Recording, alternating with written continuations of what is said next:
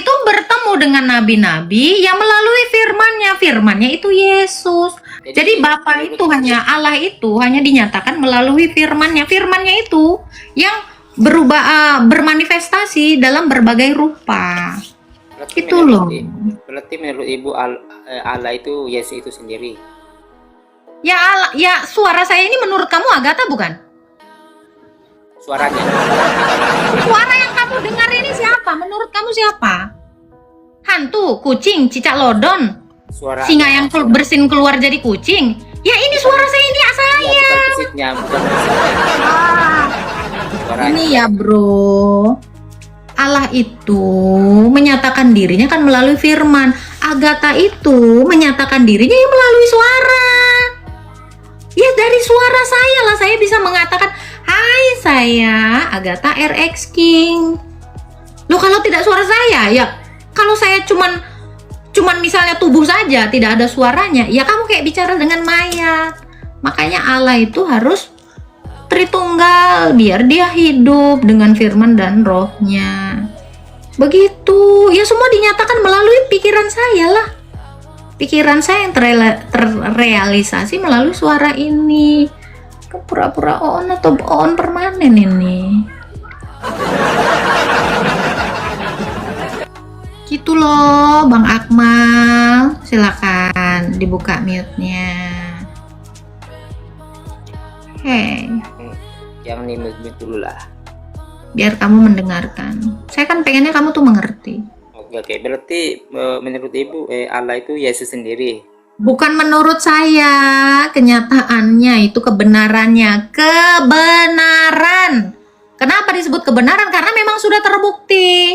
Buktinya adalah Tuhan Yesus menarik Musa yang sudah mati dan Elia yang belum mati itu ditunjukkan di Gunung Tabor kepada 3 orang rasul. Dia membuktikan. Ya, makanya Rasul Petrus, Rasul Petrus, Rasul Yakobus, Rasul Yohanes itu melihat Musa karena ditunjukkan. Jadi Yesus itu membuktikan dialah yang berbicara kepada Musa dan yang berbicara kepada Elia. Jadi ini bukan menurut saya. Ini adalah kebenaran. Kebenaran itu harus teruji dan terbukti. Bukan narasi saya hanya meneruskan yang sudah ada. Oke Bu, aku ikuti. Silakan, mau bertanya apa lagi? Berarti pada saat Yesus mati 3 hari 3 malam itu apakah Allah juga? Kamu kan udah tahu dia adalah Tuhan yang menjelma menjadi manusia. Ya kan? Dia menambahkan kodrat manusia. Dia Allah yang ketambahan kodrat manusia. Kodrat manusianya itulah yang disalib. Keilahian, ketuhanan Yesus itu nggak pernah mati. Nggak bisa mati Allah itu. Karena Allah adalah terang. Allah adalah... Mati bisa. Kenapa? Mati bisa? Apaan? Cerai kali bisa? Bisa apa? Bisa apa? Bisa ranjang. Nggak ikut Gimana mati. bisa? Allahnya yang nggak mati. Allah yang mana? Allah itu nggak bisa mati, udah saya bilang. Yang mati itu dia yang mati dalam kodratnya sebagai manusia. Jadi kodrat manusianya yang mati. Kodrat Allahnya itu nggak pernah mati. Manusia. Iya. Karena Ibu tadi kan kamu dengar kan tadi?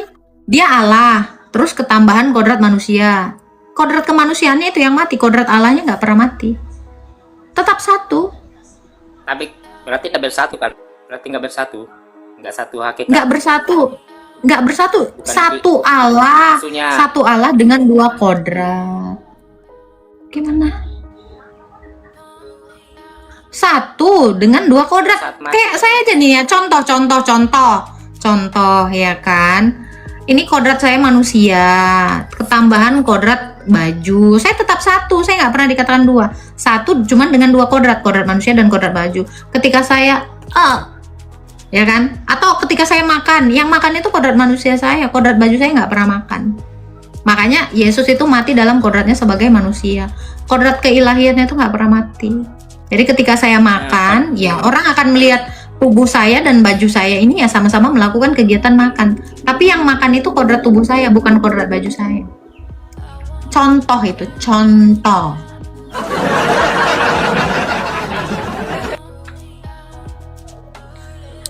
Sampai sini paham? dia bangkit lagi. Sekalipun dia mati, kodrat manusianya mati, kodrat keilahiannya membangkitkannya kembali pada hari yang ketiga sesuai dengan nubuatan di dalam kitab Yunus. Sebagaimana Yunus mati 3 hari di dalam perut ikan, demikian Yesus mati 3 hari dan bangkit pada hari Minggu. Gitu. Ya kan? Kisah Yunus itu kenapa seperti itu? Nah, coba kau tanya Tuhanmu, kenapa cerita Yunus itu mati di perut ikan, lalu bangkit dan memberitakan kesaksiannya? Itu dia mau menceritakan tentang Yesus. Jadi semua nabi-nabi itu sedang menggambarkan Yesus. Realitanya, kenyataannya itu adalah Yesus. Jadi itu baru gambaran atau bayang-bayang. Sedang wujudnya adalah Tuhannya. lah dia Tuhan kok dibangkitkan Tuhannya. Siapa yang bangkitkan Yesus? Siapa yang bangkit? Oke, by the way, Apakah bangkit sendiri? Tuhan kamu, Apakah bangkit sendiri? oke, by the way, Tuhan kamu membangkitkan siapa sayang? Tuhan kamu udah pernah membuktikan dirinya Tuhan nggak? Nanti dulu membangkitkan.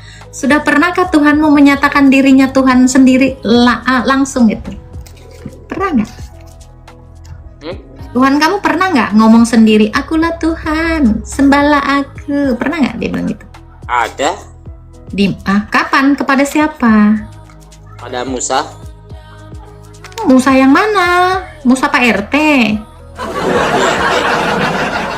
Jelas-jelas kalau di dalam Tauratnya Musa ya, kalau kita Musanya yang asli ya, Musanya orang Israel, itu dia mengatakan Shema Israel Adonai Eloheno Adonai Ehad Adonai. Sejak kapan Tuhanmu dipanggil Adonai? Nah, Musa yang mana dulu ini? Kalau Musa Pak RT ya mungkin iya. Nggak tahu juga. Coba yang lain. Orang Arab kan agama kamu abad 7. Coba orang Arab mana yang pernah mendengarkan Tuhanmu mengatakan Yaitu sendiri? di surat di Taha 14. Lah itu Musa, itu bukan dengan nabi kamu. Loh itu kita nggak tahu, itu bukan, itu dari mana itu? Surat Toha itu dari siapa? Surat Toha itu apa? Iya, siapa itu? Itu surat apa itu?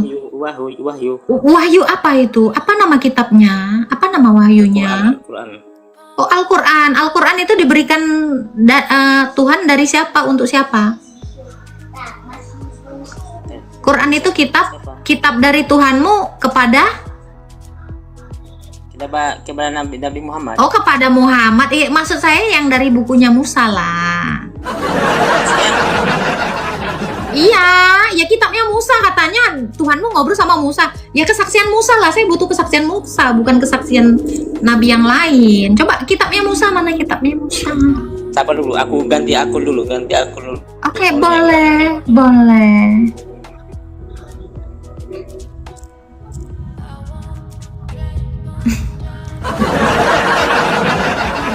Abad 7 ya mana saya? Kasih yang paling tua lah. Halo Kala Gondang, mau bertanya apa? Halo, selamat sore. Sore. Tadi Ibu mengatakan ya, apa ya namanya? Mengatakan bahwa Tuhannya Ibu itu ketambahan kodrat manusia, kan gitu ya? Bener? Oh, dia menambahkan kodrat manusia, betul. Ya, menambahkan kodrat manusia. Nah, tambahannya ini atau kodrat manusianya ini, apakah Tuhan itu? Iya dong. Kan sudah satu di dalam keilahiannya. Karena itu cuma satu. Berarti manusianya ini Tuhan ya? Iya juga. Nah, ketika mendapat gelar itu juga, manusianya pasti mendapat gelar itu juga. Ya, ketika manusianya ini mati, berarti Tuhannya mati gitu. Gelar itu nggak bisa mati, Pak. Sejak kapan gelar bisa mati? Jadi kalau saya yang adalah guru mati, apakah semua guru di dunia ini mati? Udah, kalau gitu Tuhan itu kan gelar itu nggak bisa mati, Pak. Ya, berarti Tuhan Ibu banyak di sini. Oke, kalau misalnya Pak Prabowo sakit, apakah kepresidenannya sakit? Gelar Ya, itu nggak bisa sakit. Yang sakit itu dalam kodrat sebagai manusianya. Gitu. Ya artinya Jadi presidennya kalau sakit kan di gitu. dalam Alkitab jelas dikatakan dia yang mati dalam kodratnya sebagai manusia, bukan dalam kodratnya sebagai Tuhan. Duh, ini gimana? Tadi katanya kodrat manusianya ini Oke, Tuhan sekarang saya juga. tanya Bapak, kalau Sebentar, Bapak masih sakit, misalnya Ya. Bapak tukang cilok sakit, apakah ke tukang cilokan Bapak yang sakit atau tubuh Bapak yang sakit? Iya kan, namanya Ke itu tukang cilokannya juga sakit. tukang ciloknya sakit kan gitu. Hah?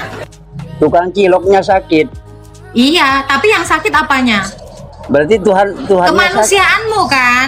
Yang sakit itu ke tukang cilokannya, gelarnya ini, atau yang sakit itu adalah tubuhnya. Iya, anggap lagi nih, ibu ini seorang dokter gitu ya, misalkan Iya. gitu ya. Nah, kemudian ketika ibu meninggal, maka di sini dokter Agatha meninggal kan gitu. Iya, ya kedokterannya itu tidak meninggal karena tetap masih ada dokter kan? Iya kan, lain dari ibu, bukan ibu berarti. Loh, sekarang saya tanya, apakah gelar dokternya itu mati? Gimana cara mematikan gelar dokter? Iya, gelar dokternya itu pindah ke orang lain, bukan ibu. Lu nggak lagi, pernah gitu. pindah, bagaimana bisa gelar pindah-pindah? Soalnya ibu mati kan. Loh, bentar, sejak kapan gelar dokter saya pindah? Jadi kalau Ya. misalnya gelar dokter saya, kalau saya mati, gelarnya itu saya pindahkan ke anak saya kan nggak bisa, bro. Karena Iya, itu tapi gelar itu yang- didapatkan, berarti yang gelar meninggal itu ibu didapatkan oleh hasil usaha saya. Bagaimana Iya. gelar bisa mati? Bagaimana kamu cara menyalipkan gelar itu gimana? Tapi Ya, gini, kita tidak mau gini. kita tidak usah stuck sampai Gini. situ. Dia kan bangkit pada hari yang ketiga. Iya, Sesuai dengan kitab suci. Gini. Nah, Silakan. misalkan ibu ini meninggal gitu, terus ibu ini seorang dokter gitu kan. Mm-mm. Maka ketika ibu mati, kedokteran ibu ini sia-sia, gak ada gunanya gitu loh. Siapa yang bilang sia-sia? Lah kan ibu udah mati, udah gak bisa. Ya karena berbuat kalau saya apa-apa. nggak bangkit sia-sia. Masalahnya Yesus bangkit. Di sini Nah itu jadi gelar itu memang nggak bisa mati, Pak. Bagaimana menyakiti gelar? Bagaimana mematikan gelar? Saya bingung cara mematikan gelar itu gimana? Coba kasih saya nalar. Cara oke, menyalipkan oke. gelar itu gimana? Oke, gini. Misalkan Indonesia ini presidennya Prabowo kan? Lah ke saya aja tadi, kamu tinggal ganti-ganti iya. orang aja. Oke. Contohnya tetap sama. Oke, Gimana oke. caranya mematikan gelar? Saya tanya dulu, Oke, Bapak. oke. Mari kita logikakan. Misalkan gini, Agatha ini seorang dokter gitu ya. Bapak tahu arti Tuhan nggak sih, Pak? Bapak tahu arti Tuhan nggak? Ya Tuhan itu ya sesembahan kan yang disembah gitu. Bukan, Tuhan itu penguasa, Dek. Iya, penguasa. Bukan hanya sekedar penguasa, Pak, tapi juga Oke. disembah. Ketika Yesus mati, kuasanya itu nggak mati. Makanya dia bangkit pada hari ketiga. Nah, Gitu. berarti Masalahnya kalau kamu mencontohkan kepada saya dengan gelar saya yang tidak ada gunanya itu karena saya tidak bangkit. Tetapi Kristus yang adalah Allah dan manusia, gelar ketuhanannya ini itu tidak pernah mati. iya, saat mati itu kan gak ada gunanya berarti. Kalau kamu bilang saat mati tidak ada gunanya, kan keilahiannya nggak mati. Iya, Keilahian Yesus itu nggak pernah mati. Kuasanya Iya, itu nggak pernah mati. Jadi kalau kamu bilang tidak ada gunanya, maka kamu pun mati. Maka dunia ini akan selesai. Jadi jangan Iya, kamu bilang kan tidak ada gitu. gunanya. Kamu saja diciptakan dari nafasnya Allah kamu. Karena yang mati ini Yesusnya, jadi gelarnya ini juga gak ada apa-apanya. Kamu ngerti gitu. nggak? Mati daging, tahu nggak? Kamu mati daging. Jangankan gelarnya ini, ya. Saya kasih tahu, Pak. Kalau memang gelarnya ini sudah tidak ada gunanya, saya tanya, Muhammad itu sudah mati belum? Iya, meninggal. Oke, dia nabi gelarnya. Iya, Nabi. Kenapa kamu masih bawa-bawa gelar itu? Artinya gelar itu tidak pernah mati. Sampai detik ini kamu masih mengakui Musa itu nabi. Sebab apa? Gelar nggak bisa mati. Seorang Nabi. Sekarang Nabi saya meninggal. tanya, ketika mati, apakah gelarnya mati? Lah, seorang nabi telah meninggal. Kan sama. Loh. Karena meninggal gitu. Loh. Memang meninggal. Iya, jadi sekarang siapa nabi kamu? Sekarang saya tanya kamu, siapalah nabi kamu sekarang yang ada? Kalau Nabi Muhammad meninggal, Nah, saya berarti tanya ajarannya nabi kamu tetap sekarang hidup. siapa? Sekarang saya tanya nabi kamu itu ada siapa? Siapa? Ya nabi tetap kamu? Nabi Muhammad. Kok masih Dia meninggal. dinabikan? Ajarannya hidup sampai. Oke lah, karena kau tidak konsisten, kau di bawah aja. Itu dulu dipikir. Kalau ketuhanannya mati, nggak ada gunanya. Ya apa juga dengan kenabiannya nggak ada gunanya.